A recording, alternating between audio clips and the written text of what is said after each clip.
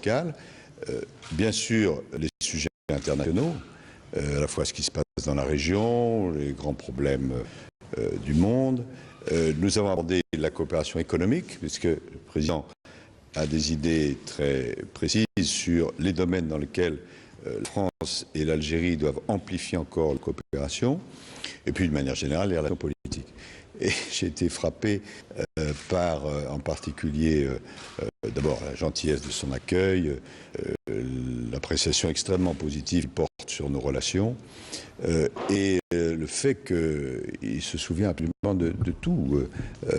La fois que je l'ai vu, qu'il m'a donné audience, ça devait être un an et demi, et nous avions parlé de Jeanne d'Arc à l'époque. Bon, parce que je m'intéresse à Jeanne d'Arc, je suis normand, etc. Puis j'écris un petit peu sur Jeanne d'Arc.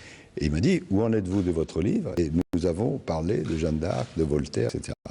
Donc, ce qui me frappe, c'est à la fois, en tant que président de la République, le message de volonté de développer dans tous les domaines les relations, le partenariat d'exception entre la France et l'Algérie, et puis aussi l'acrité de sa pensée sur tous les sujets. Nous sommes les uns et les autres extrêmement déterminés dans notre lutte contre le terrorisme, puisque le terrorisme est un danger qui menace tous les pays, que ce soit en Europe, que ce soit dans cette région du monde, que ce soit en Afrique, dans tout.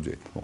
Et l'Algérie est très déterminée dans son combat contre les groupes terroristes. La France l'est aussi. Et nous avons échangé nos analyses et nos propositions sur ce point qui sont extrêmement convergentes.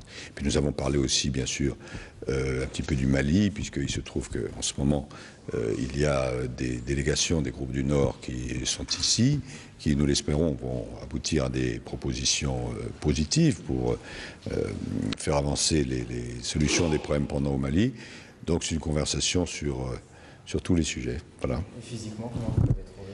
Écoutez, du point de vue du fonctionnement de la pensée, je pense que beaucoup de jeunes pourraient envier l'alacrité de la pensée et la mémoire. Merci.